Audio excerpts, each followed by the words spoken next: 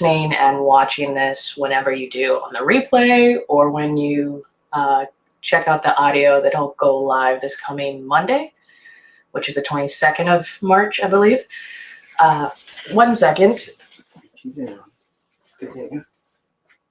So my guest, as you see, is known as NatureHacker, but also somebody close to me that I live with, as you can tell. So we're safe for those that are going to watch this.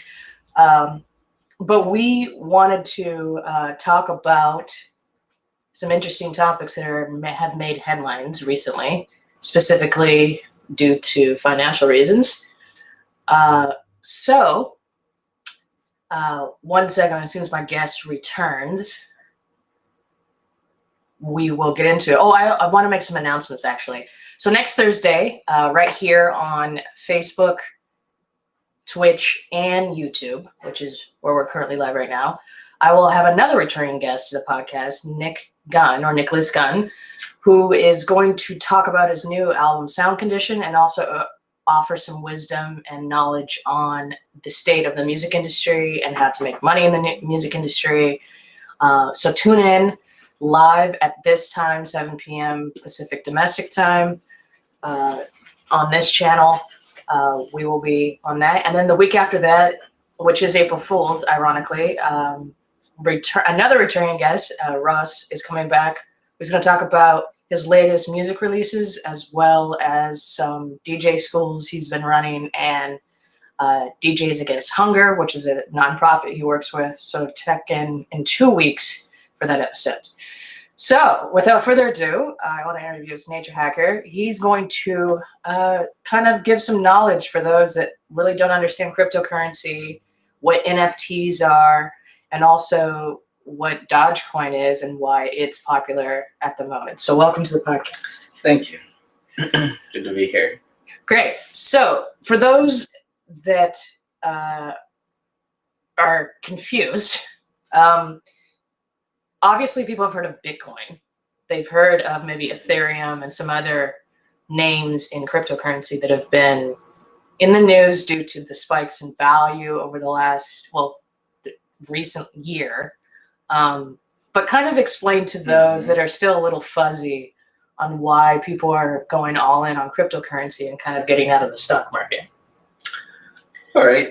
Well, I think a lot of the people who are getting into cryptocurrency actually were never in the stock market. So I think, and that, and plus I think, people are seeing bigger possible gains in cryptocurrency. So even if they are in the stock market, they've dabbled, let's say, they're, towards retirement age, they've been in the stock market a lot. They're seeing gains in cryptocurrency that would take decades basically in the stock market. And they're seeing it in, months, weeks, years in cryptocurrency. So they're getting in that as well.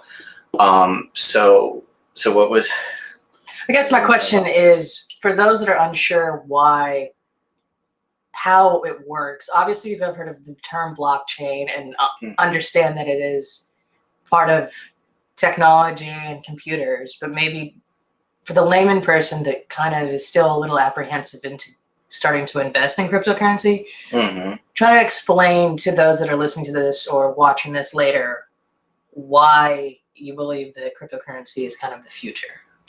Well, the way it began was kind of, kind of like an alternative, kind of like a punk mentality of, we can be our own bank. We don't need banks, etc. So that's kind of what it began on.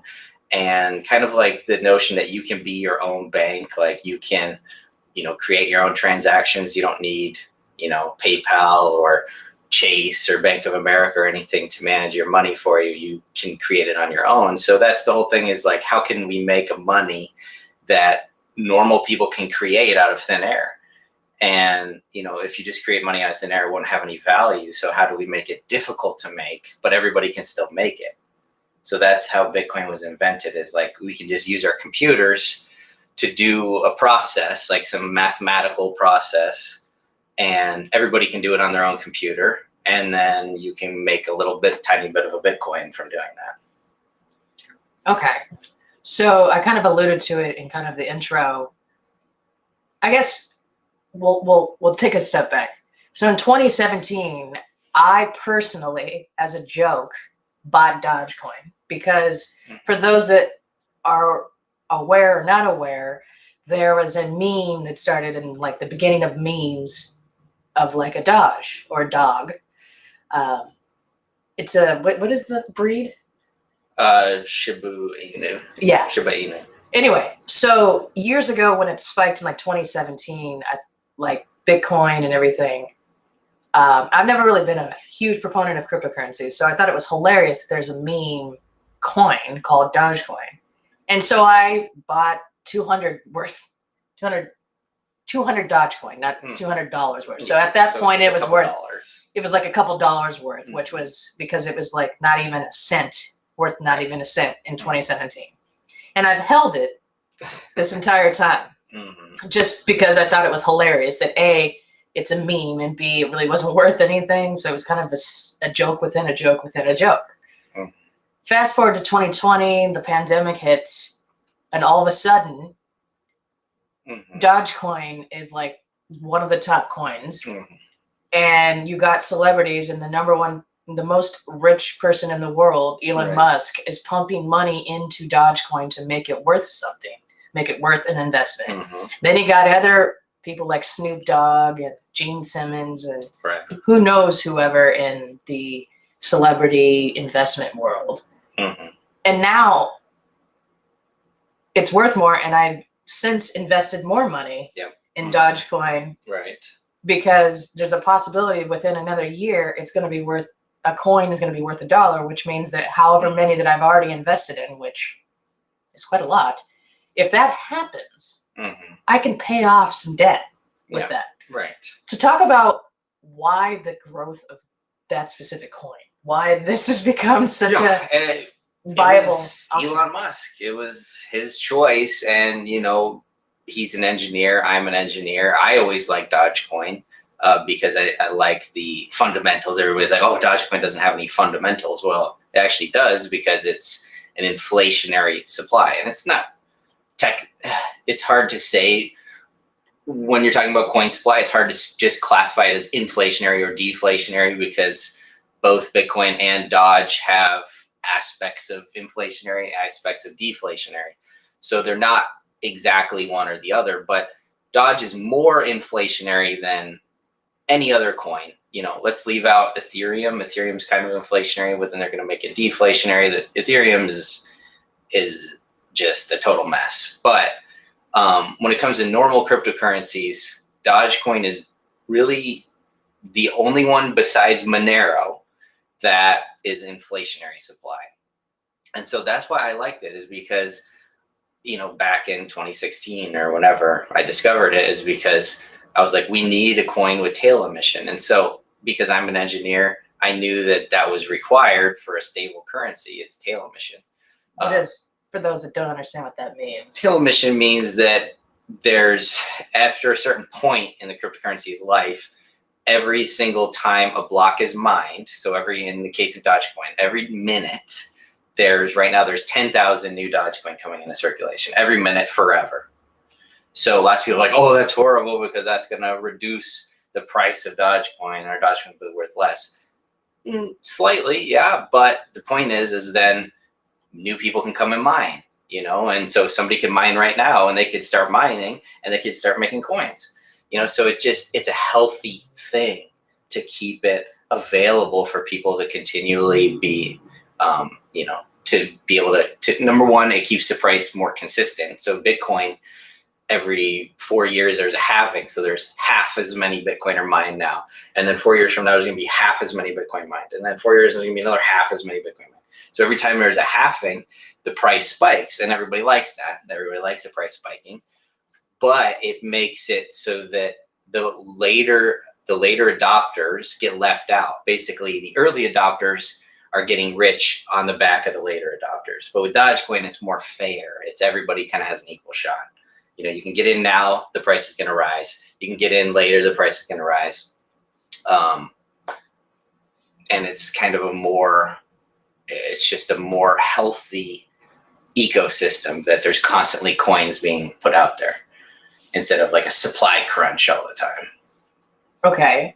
But I guess I'm not by any means a financial wizard. And so what I wanted to say about that is that I'm an engineer. I knew that that was a good design. Elon Musk is an engineer. Elon Musk knows that's a good design. That's why he supports it, is because he knows that it's a viable financial economic supply.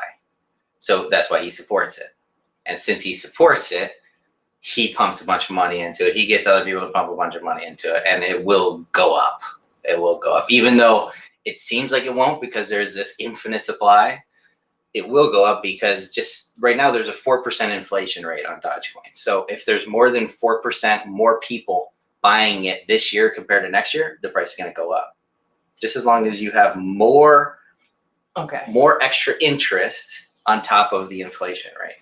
I guess for people like myself that follow financial news a little bit, but not really as into it, and I don't claim to be somebody that understands even the stock market to the full degree that maybe some might.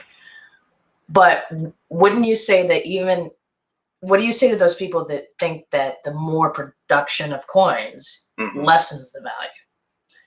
It does a little bit. It's a 4% inflation. So, like the dollar right now is a 2% inflation, right? So there's 2% more dollars. It's probably more than that right now because of COVID and the $1.9 trillion or whatever. But so yeah, just every currency has a little bit of inflation. So what that means is it incentivizes people to spend it, because you know that maybe it's going to be worth a little bit less next year, so I might as well spend it now. But with Bitcoin, everybody's like, I have to hodl it because it's going to go to infinity, and like they don't want to ever spend it. So that's not healthy. So you want people to spend it. And in this case right now, Dogecoin is going to go up. And the reason why is because Elon Musk is going to pump money into it. And he's basically made it clear he's going to, and he already has. That's the reason that spiked so much. It's not because he tweets so everybody else buys it. It's that he tweets and he buys it. He tweets as he's buying it. So yeah. Again, that knowing NatureHacker and knowing this is why I invested more recently in Dogecoin, because it didn't seem as risky.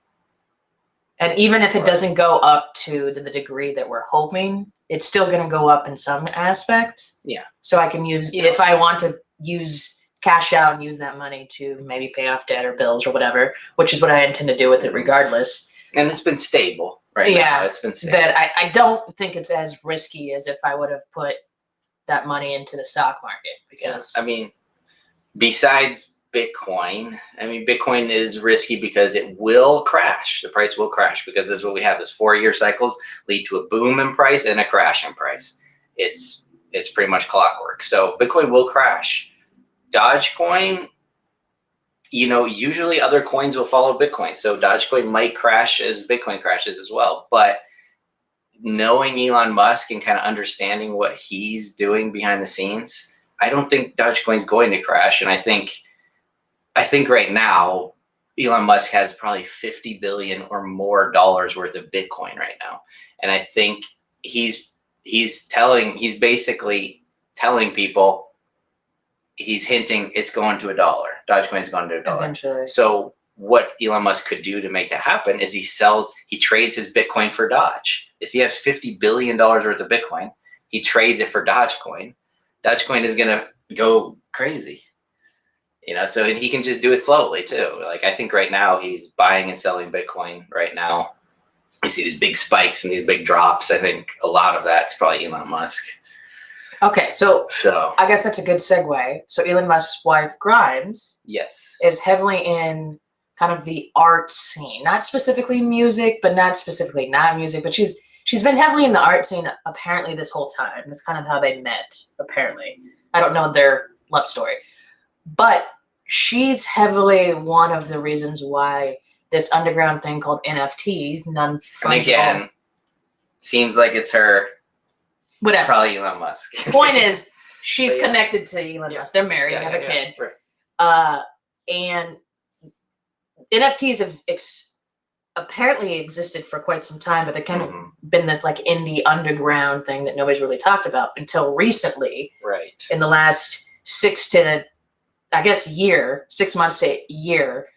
But recently, Grimes created some NFTs. Now, explain what NFTs are. They're non-fungible tokens. Mm-hmm. So non-fungible, what that means is that they're not tradable one for one. So if you have one Bitcoin, my one Bitcoin is the same as your one Bitcoin. There's no difference. But with NFTs, every single coin is different. You know, so you can't just trade. I want to trade my coin for your coin. It's like, well, my coin's different. My coin's worth more than your coin, so I can't really trade you for it one-to-one. Okay, so what I'm getting at is it's blowing up in the music scene. And this is why I want to talk about it on this podcast, because obviously people that have listened to this podcast or will listen to this podcast know that music is pretty much the #1 thing talked about on this podcast, right? Because they know me. And I like to learn from people in the industry, as announced before. But I figured your expertise in knowing how crypto is and how NFT is connected and why there's been Grimes is just because of an NFT got signed to Columbia Records, I believe. And then Mike Shinoda from the band Linkin Park re-released an album of his recently and made him a lot of money, and a few other. And there's been some articles in Rolling Stone and Billboard about how the music industry right now in this transition between touring being shut down because of COVID and the returning of that they're decided, hey, let's make this exclusive. I'm gonna re-release music or an album, and it's making them a ton of money. They don't. It's free money. Look, you can look at an NFT as a donation. Like you go on Twitch and people are donating artists left and right. An NFT is like, it's a way to donate for an artist and get kind of like a keepsake from the artist. Okay. That's what you can think of it as an NFT. Well, long story short, again, one of the early guests of this podcast, Marcus Schultz, who's in trance music and dance music, his camp has now released NFTs recently on this app called Sweet.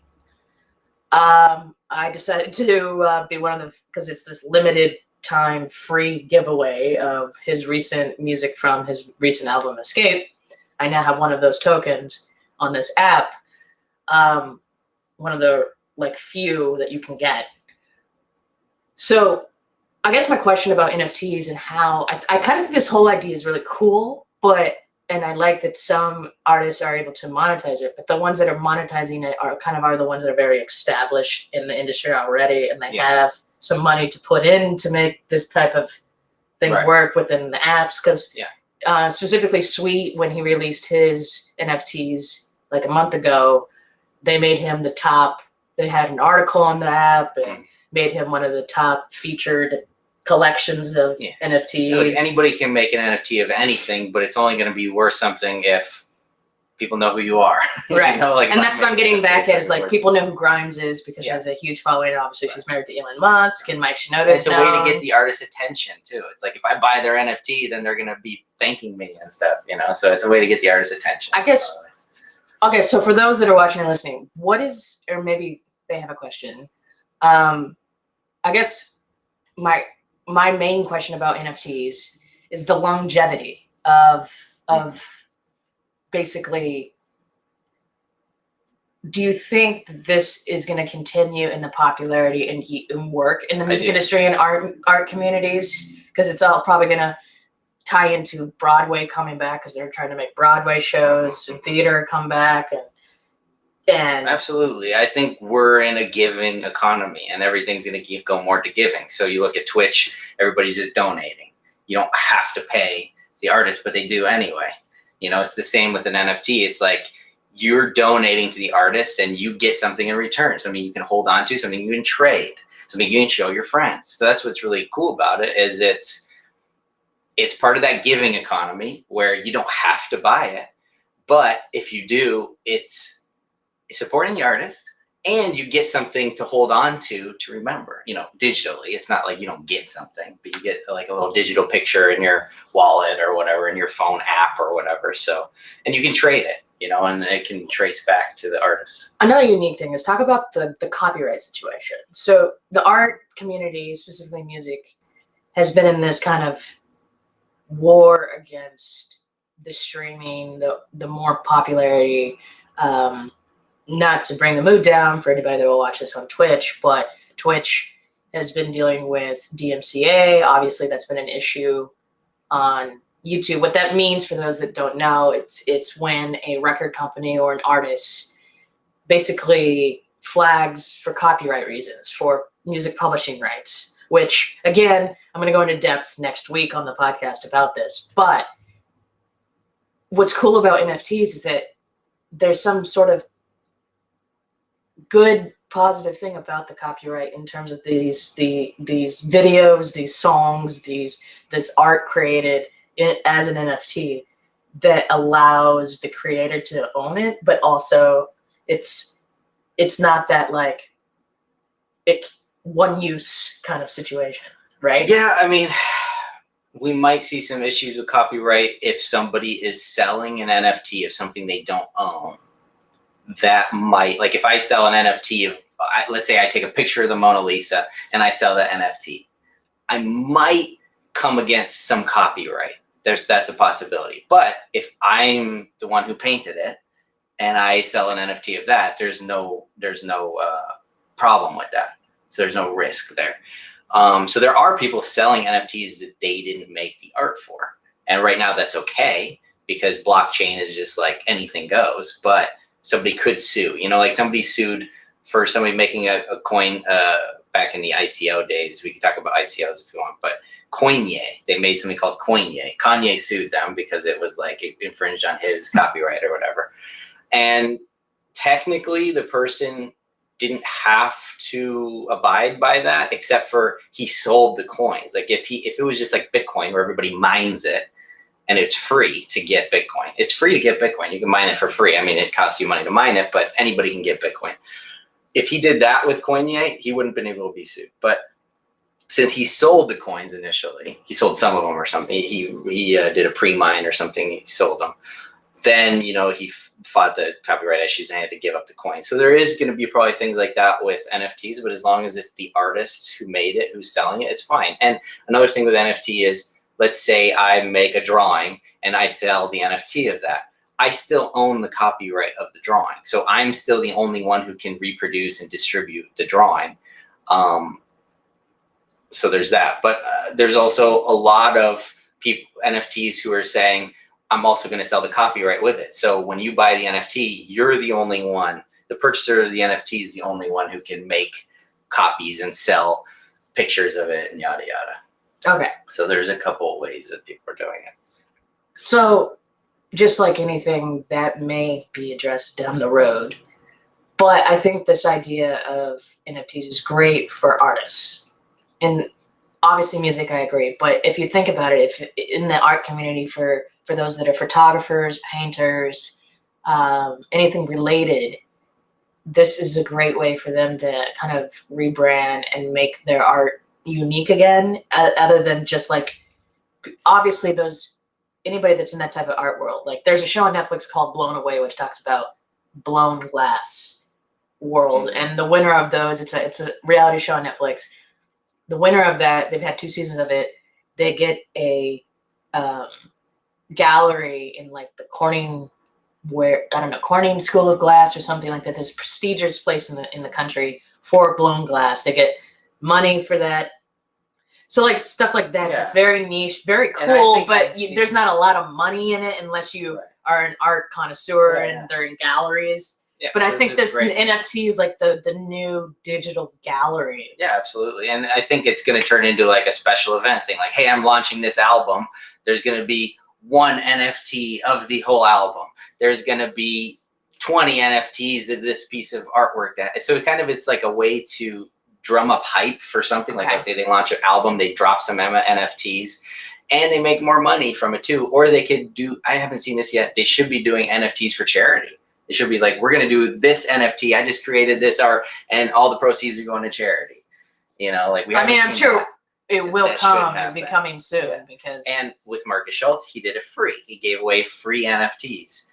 That's also a big thing that you're going to see. And you can use it as promotion. Why not? Instead of buying a sponsored post on Facebook, why not launch a bunch of free NFTs? It's free to launch the NFTs. It costs money to sponsor posts on Facebook. So it's a better way to advertise, really. Okay, so we were kind of talking about this off air. The app that I mentioned, Sweet. I'm sure there's more than one app, but this is the one app that I got the NFT from Mark Schultz for. And there's other other bands on there that I'm actually surprised to see, other bands and artists. There was Pentatonics, who's a very well-known a cappella group. They won the Sing-Off like the first season or second season.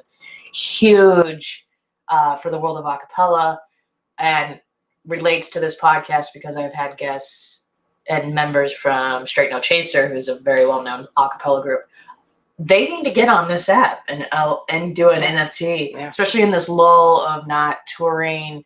That a lot of really at this point, you don't even have to sell an NFT. You can just create it. It's really easy to create. Anybody can create an NFT very easily.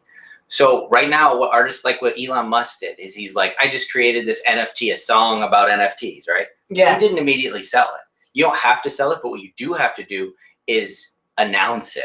You need to let people know this is an NFT. So later on, you can sell it. And you'd be like, hey, remember that NFT? It's for sale now. But if you just keep it secret, then it's nothing. You have to at least announce it. You don't have to sell it right away. Okay. So that was a big dump of information for those that are watching or listening to this episode. So I guess to kind of recap, it's all kind of in a positive light in terms of financial and also content creating artists going forth. And it's interesting how they're both related now. It's part of it's a crypto to being an NFT. And look, people say the same things like, well, Bitcoin's nothing. There's nothing there. It's the same with an NFT. There's really nothing there. You can get that picture. I can get a picture. I can download Elon Musk's song. I don't have to pay $100 million for it. But yes, there's nothing there. But again, this is the giving economy. You don't have to buy it. You don't have to give money to artists. People want to donate to artists to get the artist's attention. People in New Kids or NSYNC, they'll go give $10,000 a month. Boy band NFT. And it's a way to command the artist's attention. Like, hey, I'm somebody, and they're like, oh yeah, thank you. And, so it's this giving economy of everybody's giving. And if you get something back, that's kind of cool. People like that. So yeah, it's nothing. It's nothing. Bitcoin's nothing. None of it's anything. But yeah, awesome. That's where we're at. Okay, awesome. So I'm gonna have NatureHacker back probably again. He's been on the podcast twice before this.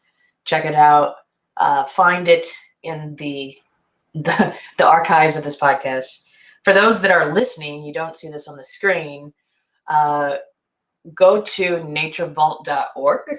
That's NatureHacker's encyclopedia of research and knowledge that he actually writes himself. And it's like Wikipedia. Yeah, it's a wiki, but better. Edit it. Yeah, you can add stuff, whatever. So definitely check out naturevault.org. He also has a organic teeth powder, which is basically a toothpaste alternative. If you go to teethpowder.com, correct? Yes. TEEFPOWDER, teethpowder.com. Check out and order. There's also, hint, there's also free stuff on there. Yeah, it's free. You can, if you go to the... If you're having issues with your teeth and you want to get find it on there. You can go to teethpowder.org, or .com, sorry. And also Teeth Powder on Twitter. Yeah. To find out more. Teeth Powder. Awesome. Well, thank you to everybody that will listen to this episode and who's watching this and who'll watch this on the replay. And we'll see you the next couple weeks for another episode of Trending Topics with BB. Thank you. Now.